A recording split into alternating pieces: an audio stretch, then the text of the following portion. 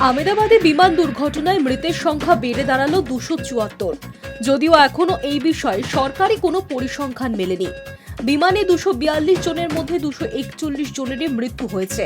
ঘটনার দিন রাতে গুজরাট পুলিশের তরফে 265 জনের মৃত্যুর খবর নিশ্চিত করা হয়েছিল। সূত্রের খবর, মৃতের সংখ্যা আরও বেড়েছে। বিমানে ধ্বংসস্থল থেকে আরও দেহ এবং দেহাংশ উদ্ধার করা হয়েছে। শনিবার সকাল পর্যন্ত অন্তত 274 জনের মৃত্যুর খবর পাওয়া গিয়েছে। সংখ্যা আরও বাড়তে পারে বলে আশঙ্কা। আমেদাবাদের বিমানবন্দর ছেড়ে ওড়ার কয়েক সেকেন্ডের মধ্যেই এয়ার ইন্ডিয়ার AI-171 বিমানটি নিকটবর্তী বিল্ডিংয়ে ধাক্কা খায়।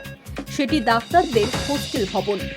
সংঘর্ষের পরেই তীব্র শব্দে বিস্ফোরণ হয় এবং বিমানে আগুন ধরে যায়। যেখানে বিমানটি ভেঙেছে সেখানেই বহু মানুষের মৃত্যু হয়েছে। বিমানের কোনো না কোনো অংশের ধাক্কায় বা বিস্ফোরণে আগুনে তারা ঝলসে গিয়েছেন। স্থানীয় আমেদাবাদ সিভিল হাসপাতাল এবং বিজে মেডিকেল কলেজ হাসপাতালে আহতদের চিকিৎসা চলছে। স্থানীয় সূত্রে খবর, অনেকের সম্পূর্ণ দেহ পাওয়া যায়নি। ধ্বংসস্তূপ ঘেটে উদ্ধার করা হয়েছে দেহাংশ। কারোর শুধু হাত খুঁজে পাওয়া গিয়েছে, কারোর পায়ের অংশ। এই সমস্ত দেহাংশ শনাক্ত করা কঠিন। অনেকের সম্পূর্ণ দেহ মিললেও তা চেনা যাচ্ছে না। শনাক্তকরণের জন্য DNA পরীক্ষার ব্যবস্থা করেছে গুজরাট প্রশাসন। যাদের খুঁজে পাওয়া যাচ্ছে না, যারা বিমানে ছিলেন বা বিমান ধ্বংসের ঘটনাস্থলে ছিলেন, তাদের পরিবারের সদস্যদের কাছে DNA নমুনা চাওয়া হয়েছে। জাতীয় এবং রাজ্য বিপর্যয় মোকাবিলা বাহিনী উদ্ধার কাজও চালাচ্ছে। ধ্বংসস্তূপ এখনো পুরোপুরি সরানো যায়নি।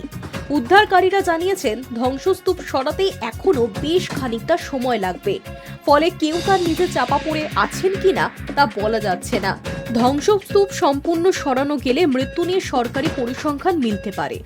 এদিকে চাপের মুখে এক প্রকার বাধ্য হয়ে উচ্চস্তরীয় একটি তদন্ত কমিটি গঠনের সিদ্ধান্ত নিয়েছে অসামরিক বিমান পরিবহন মন্ত্রক।